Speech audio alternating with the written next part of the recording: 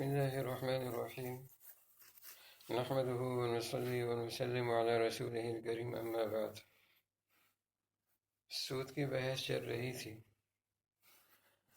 ایک مسئلہ رہ گیا تھا اور وہ مسئلہ یہ ہے کہ اگر ہم پیسے کے بدلے میں بیچیں،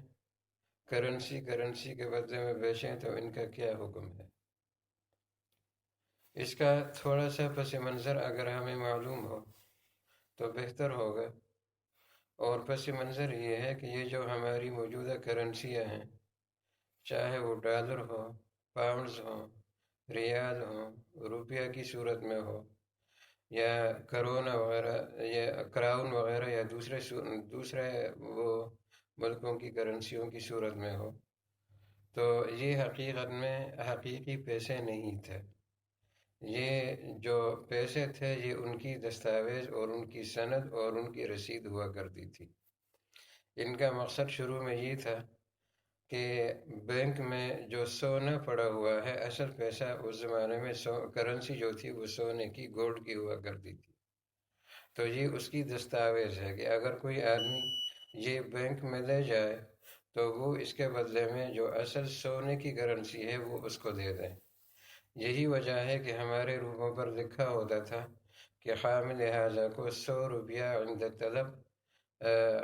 بینک دولت آف پاکستان ادا کرے گا وغیرہ۔ یہ جملے ان کا لکھنے کا مطلب یہی ہوتا تھا کہ جب یہ لوگ اسٹیٹ بینک میں جائیں گے اور وہاں پر یہ اپنے پیسے دیں گے، یہ دستاویز اور رسید دیں گے، تو ان کو جو سونے کی اصل کرنسی ہے وہ دی جائے گی۔ تو شروع میں اس کی حیثیت وہ ایک دستاویز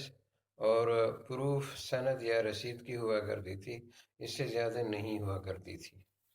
پھر بعد میں آہستہ آہستہ انہی پیسوں نے اصل کرنسی کی جگہ دے دی۔ اس وجہ سے ان کو ثمن عرفی کہا جاتا ہے کہ عرف میں لوگوں نے اس کو ثمن بنایا، ورنہ اصل شرعی اصطلاح میں تو ثمن دو ہی چیزیں بن سکتی ہیں، یا گولڈ یا سلور۔ جو قیمت بننے کی اور پرائس بننے کی جس میں صلاحیت ہے وہ صرف دو چیزیں ہیں، سونا اور چاندی۔ باقی کوئی چیز اصل شریعت کی اصل اصطلاح کے مطابق وہ کرنسی نہیں بن سکتی اور وہ پرائس کے طور پر استعمال نہیں ہو سکتی۔ لیکن بعد میں جب یہی چیز شروع میں یہ پروف اور سند اور رسید کے طور پر استعمال ہونے لگی، پھر آہستہ آہستہ اس نے ثمن عرفی کی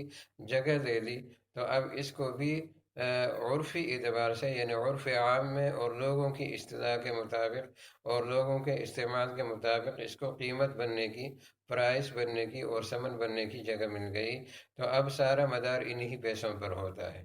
تو اب اس کے احکام تھوڑے سے بدل گئے ہیں، تو چونکہ یہ حقیقی ثمن نہیں ہے، اس وجہ سے یہ اس پر سود کے وہ احکام تو جاری نہیں ہوتے تھے جو اس زمانے میں ہوتے تھے، لیکن چونکہ اب یہ ثمن بن چکے ہیں اور کرنسی کے طور پر ان کی ایک حیثیت بن چکی ہے، تو اس وجہ سے اب اس میں معاملہ یہ ہے کہ اس میں بھی سود کے احکام کو سامنے رکھا جائے گا۔ البتہ اس میں علماء نے یہ فرق ضرور کیا ہے کہ ہر ملک کی کرنسی جو ہے وہ ایک مستقل اور الگ جنس ہے۔ جس طرح کہ ہم گندم کو جو کے مقابلے میں کمی اور زیادتی کے ساتھ خرید اور بیچ سکتے ہیں، یا کھجور کو انگور کے مقابلے میں کمی اور زیادتی کے ساتھ خرید سکتے ہیں، بیچ سکتے ہیں، تو اسی طرح اگر امریکی ڈالر ہو اس کے مقابلے میں پاکستانی روپیہ ہو، یا پاؤنڈ ہو اور اس کے مقابلے میں ڈالر ہو، یا پاؤنڈ ہے اور اس کے مقابلے میں ریال ہو وغیرہ، تو اس طرح ان پیسوں میں جو کمی زیادتی ہوگی وہ مختلف جنسوں کے تبادلے کی صورت ہوگی۔ اس وجہ سے امریکی ڈالر کے مقابلے میں اگر پاؤنڈ ہوگا تو کمی اور زیادتی کے ساتھ اس کو بیچنا اور خریدنا جائز ہوگا۔ اسی طرح ریال اور پاؤنڈ اگر ایک دوسرے کے مقابلے میں ہوں گے تو کمی اور زیادتی کے ساتھ ان کو خریدنا اور بیچنا جائز ہوگا۔ اسی طرح اگر پاکستانی روپیہ اور پاؤنڈز ہیں تو یہاں پر بھی یہی حکم ہوگا کہ کمی زیادتی کے ساتھ ان کو خریدنا اور بیچنا جائز ہوگا۔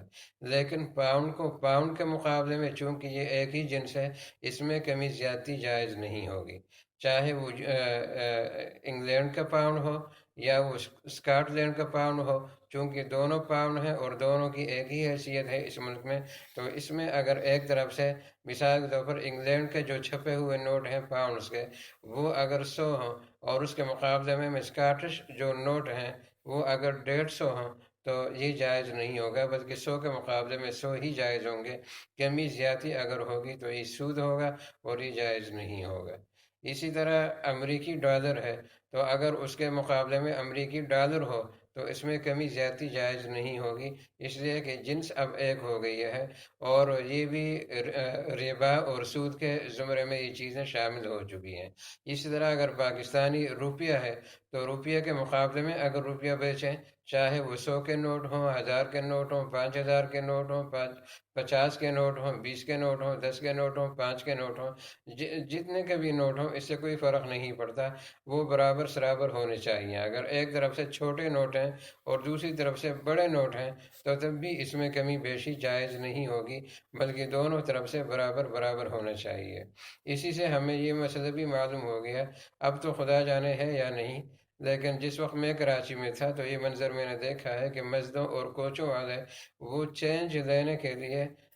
جب جاتے تھے تو وہاں جب ان کو نوٹ دیتے تو وہ چینج میں سے کچھ کم کر کے، مثال کے طور پر اگر اس نے 100 روپیہ کا چینج لینا ہے تو وہ 10 روپیہ اپنے پاس رکھ کر 90 روپے جو ہے وہ اس کے بدلے میں چینج دے دیا کرتا تھا، تو یہ سود ہے، یہ جائز نہیں ہے، اس لیے کہ کرنسی ایک ہی ہے اور مختلف ملکوں کی کرنسی نہیں ہے۔ جب مختلف ملکوں کی کرنسی نہیں ہے تو اس کی جنس تبدیل نہیں ہوئی، جب جنس تبدیل نہیں ہوئی تو اس میں کمی زیادتی جائز نہیں ہوگی۔ ہاں اگر انڈین روپیہ ہے اس کے مقابلے میں پاکستانی روپیہ ہے تو انڈین روپیہ کی جنس اور ہے، پاکستانی روپیہ کی جنس اور ہے، بنگلہ دیشی روپیہ اور ٹکا کی جنس اور ہے، یہ جنسیں مختلف ہیں۔ اگر انڈین روپیہ پاکستانی روپیہ کے مقابلے میں کمی بیشی کے ساتھ بیچا جائے، اگرچہ نام دونوں کا روپیہ ہے، مگر چونکہ جنس الگ ہے، دو مختلف ملکوں کی کرنسی ہے اور اس کی مالی حیثیت بھی مختلف ہے، اس وجہ سے اس میں کمی بیشی جائز ہوگی۔ اسی طرح اگر بنگلہ دیشی ٹکا اور روپیہ کے مقابلے میں پاکستانی کرنسی ہو یا انڈین کرنسی ہو تو اس میں بھی کمی بیشی وغیرہ یہ جائز ہوگی۔ اسی طرح امریکن ڈالر ہے، کینیڈین بھی ڈالر ہے، لیکن دونوں کی حیثیت میں فرق ہے، دونوں کی جنس میں فرق ہے، تو اگر کینیڈین ڈالر جو ہے وہ امریکن ڈالر کے مقابلے میں کمی بیشی کے ساتھ اس کو بیچا خریدا جائے تو یہ جائز ہوگا، اس لیے کہ دونوں کی جنس الگ ہے، ملک کے مختلف ہونے کی وجہ سے اور کرنسی کے مختلف ہونے کی وجہ سے، اگرچہ نام دونوں کا ڈالر ہے تو نام سیم ہونے سے کوئی فرق نہیں پڑتا، جس ملک کی وہ کرنسی ہے، اگر ملک ایک ہی ہے اور اس ایک ملک کی کرنسی ہے تو اگر اس میں کمی بیشی کے ساتھ اس کو بیچا یا خریدا جائے تو یہ جائز نہیں۔ اسی وجہ سے اسی وجہ سے چونکہ کرنسیاں مختلف ہو جاتی ہیں، ان کی وجہ سے حکم بھی بدل جاتا ہے، تو یہ ہنڈی وغیرہ کے ذریعے جو ہم پیسے بیچتے ہیں یا بینکوں کے ذریعے سے جو پیسے ٹرانسفر کرتے ہیں، تو اس کو علماء نے اس کے جواز کا فتویٰ دیا ہے، اگرچہ یہاں پر بھی کمی بیشی ہوتی ہے، مگر چونکہ جنس بدل گئی کہ یہاں پر ہم پاؤنڈ دیتے ہیں، پاکستان میں روپیہ وصول کرتے ہیں، بنگلہ دیش انڈیا وغیرہ میں روپیہ وصول کرتے ہیں، تو اس جنس بدلنے کی وجہ سے یہ حکم بھی بدل گیا۔ امید ہے کہ انشاءاللہ اب جو ضروری مسائل تھے ان میں سے کوئی مسئلہ باقی نہیں رہا ہوگا۔ اللہ تبارک و تعالی ہمیں اخلاص کے ساتھ دین پر اور اپنی مرضیات پر چلنے کی توفیق عطا فرمائے۔ وآخر دعوانا ان الحمدللہ رب العالمین۔